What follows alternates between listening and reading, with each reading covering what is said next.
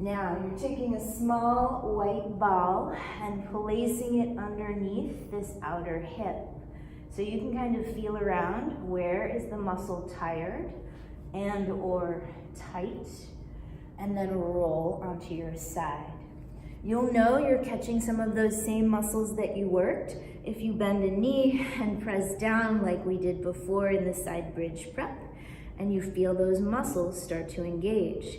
Once you know you've got them, take a long exhalation and try to relax down into the ball. Breathing here. Maybe rolling around a little bit, catching more of that muscle fiber. You can go forward if you have a tight IT band and you want to catch some of tensor fascia lata. You can stay right on your side and go up and down a little bit if you know those smaller gluteus muscles have been getting tight, medius and minimus. You can even roll it around towards that back pocket and catch the external rotators like the piriformis and even some of those glute max fibers. So you can really explore here as long as you don't feel any nerve pain or the pain of pressing the ball directly into bone. You can explore this whole outer and back of the hip area here and breathe.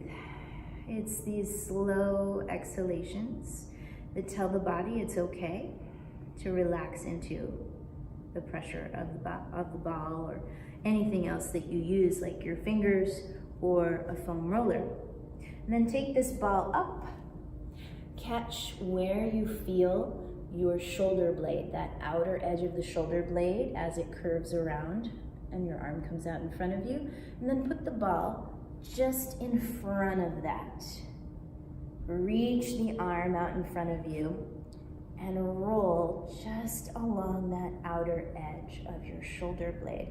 It'll feel like it's almost going into your armpit, but it stays just a little bit behind and underneath the underarm. If you can see it here. And it's not on the shoulder blade, it's right next to that outer edge of the shoulder blade. So if you rotate this bottom arm now, whether the arm is straight or bent, when you rotate it, you will feel those muscles working. It's a couple of the rotator cuff muscles. So feel free to linger here. You can let the head relax onto a block or onto the floor. You can try those different rotational positions of your arm. The most important thing is just slowing down your breathing.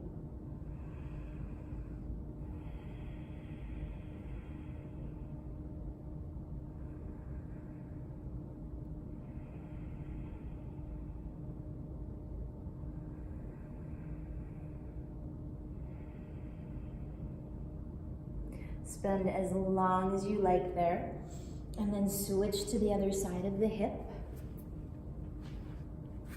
So you're finding those tight little muscles right along the outside of the hip, in between that bony point on your pelvis and the one on your femur.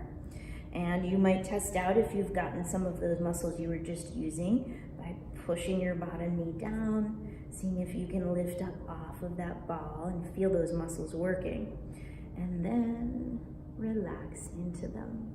If those muscles aren't particularly tight on you, you can roll forward and catch a little bit of the TFL right above the IT band. Or of course you can roll around to the back and catch the piriformis as well.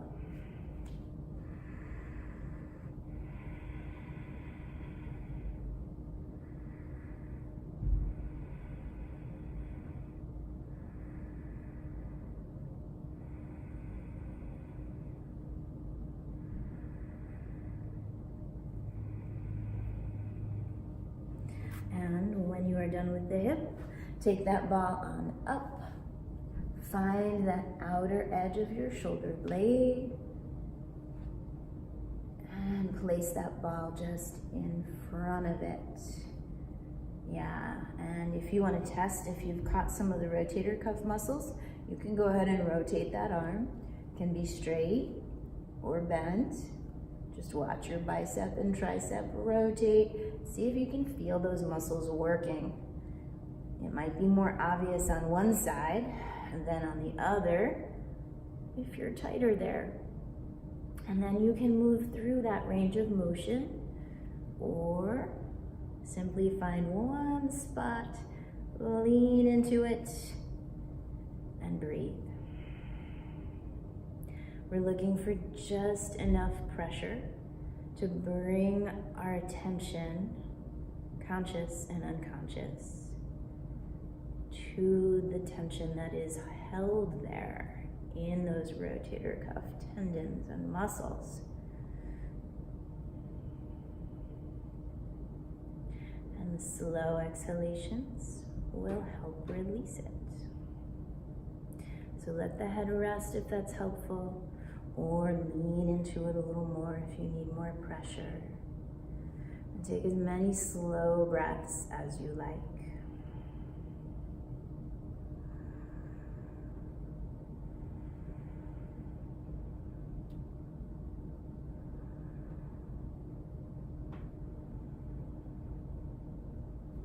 We will end this core and sideline core series with a very challenging side plank. So far we've been doing side bridges with the knees bent.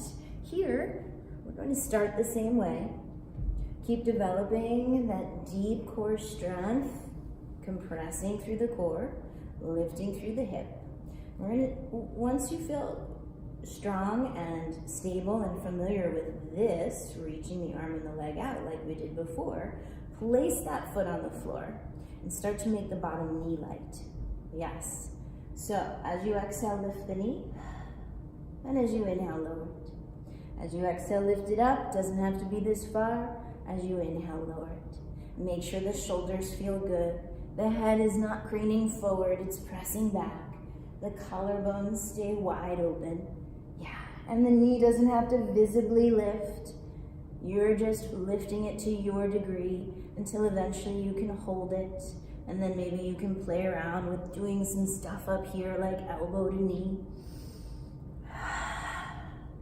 Take about 3 or 4 more breaths.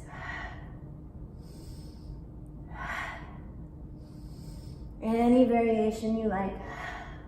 Moving just barely or really obviously. And then switch sides. Same thing, we're starting the same way.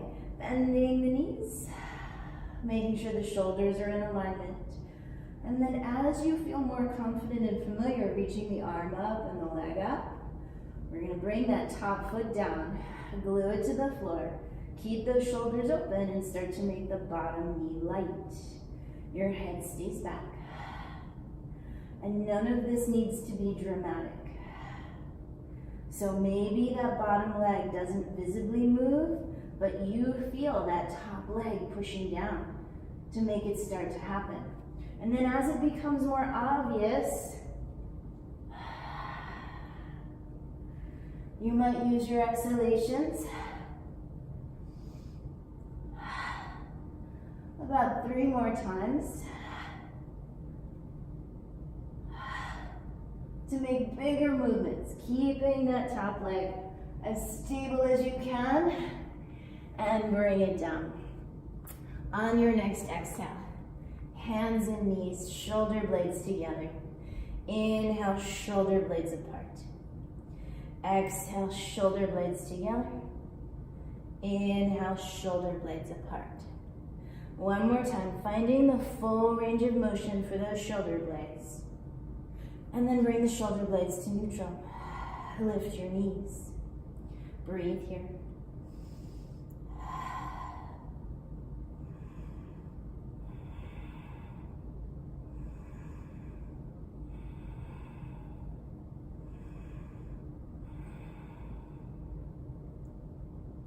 Exhale, bring your knees all the way down.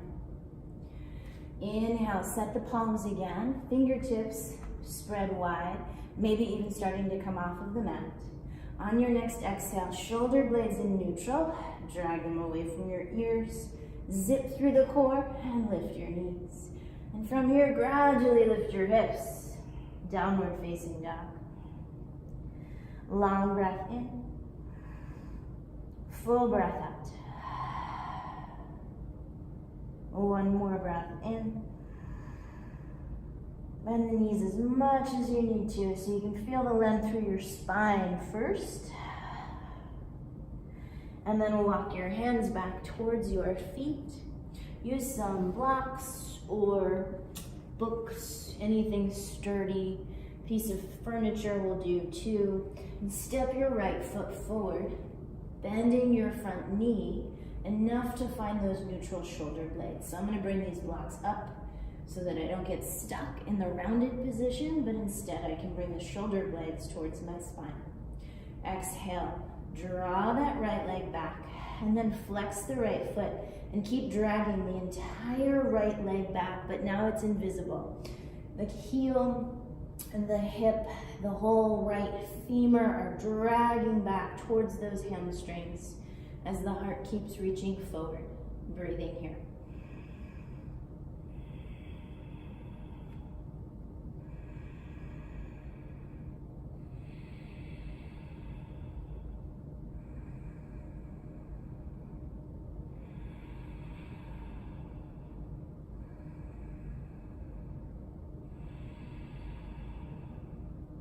Inhale, bend that front knee. Exhale, switch the legs. Inhale, bending the front knee again. Find that neutral spine, heart forward, shoulder blades drawing back. And then exhale, straighten the left leg. Flex that left foot, and now the rest of my vigorous muscular action is invisible. The heel, the left hip, the left thigh bone, they're all drawing back as I reach the heart forward. And then the breath reverberates around that.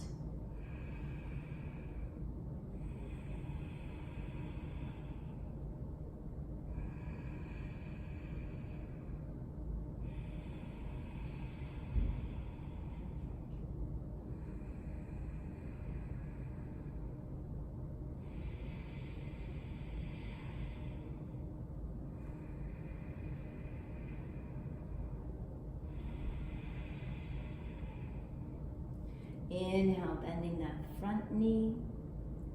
Exhale as you step and fold forward.